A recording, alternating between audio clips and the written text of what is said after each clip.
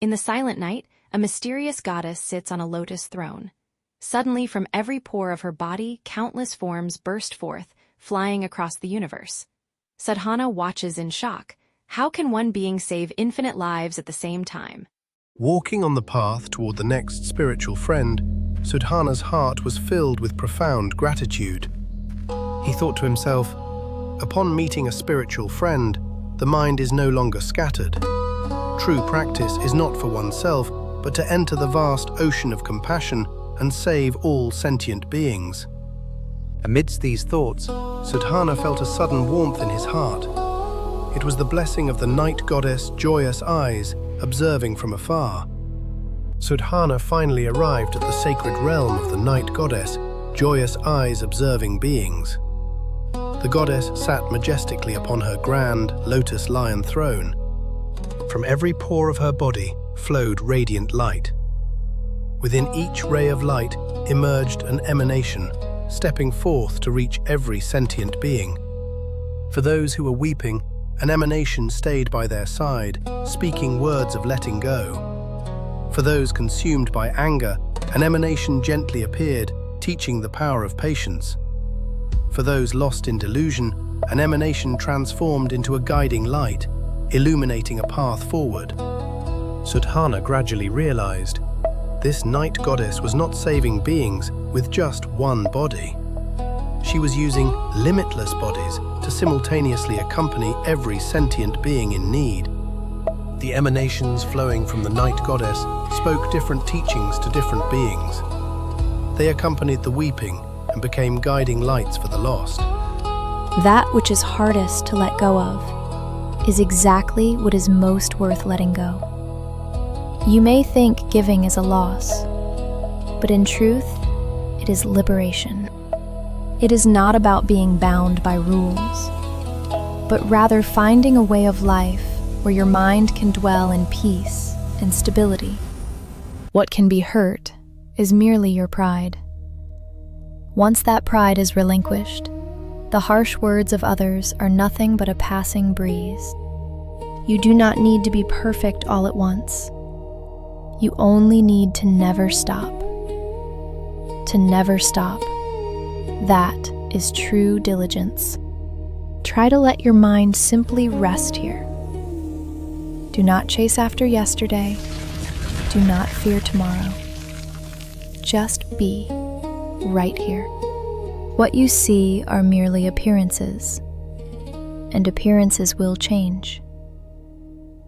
To see that which is unchanging is the beginning of true wisdom. What the night goddess spoke were not just doctrines, but the living, profound experiences she had cultivated, step by step, over countless eons. After observing for a long time, a wave of deep emotion welled up in Sudhana's heart, and he respectfully joined his palms together. For countless eons, you have learned the Buddha's Dharma, transforming into limitless bodies to accompany every sentient being. You have already crossed the ocean of birth and death, yet you willingly return to it. This is the true Bodhisattva path. Heavenly Goddess, when did you first generate the Bodhi mind? How long has it been since you attained this liberation? The night goddess smiled gently and slowly spoke of a distant past. It was in the world of Mani Light, where she was once the treasure maiden of a wheel-turning sage king. On an ordinary night, the treasure maiden had a dream. In the dream, she saw the Tathagata ocean of merit sitting majestically under the Bodhi tree, preaching the Dharma to sentient beings. 10,000 night goddesses awakened her in the dream. Upon waking, she went to the Buddha's presence and amidst the light made a great vow. May I too be like the Buddha, helping all sentient beings. After generating the Bodhi mind, she made offerings to countless Buddhas over innumerable eons. Yet for a very long time, she had not truly broken through. Until she met the Buddha banner of merit and heard the wondrous Dharma door of non-reliance.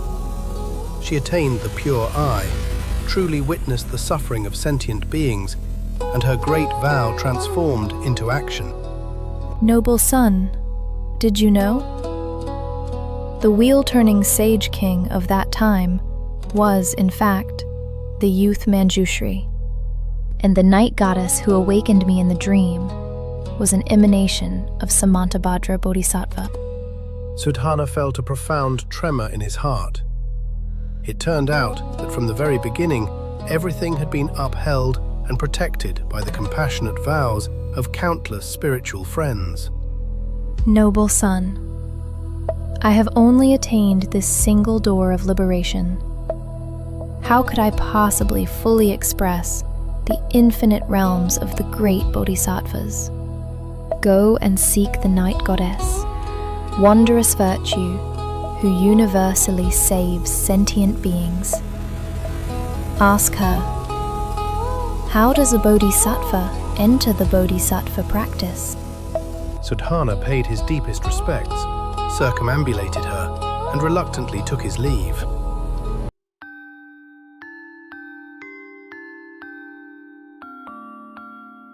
If you're seeking light, remember, it's never far away.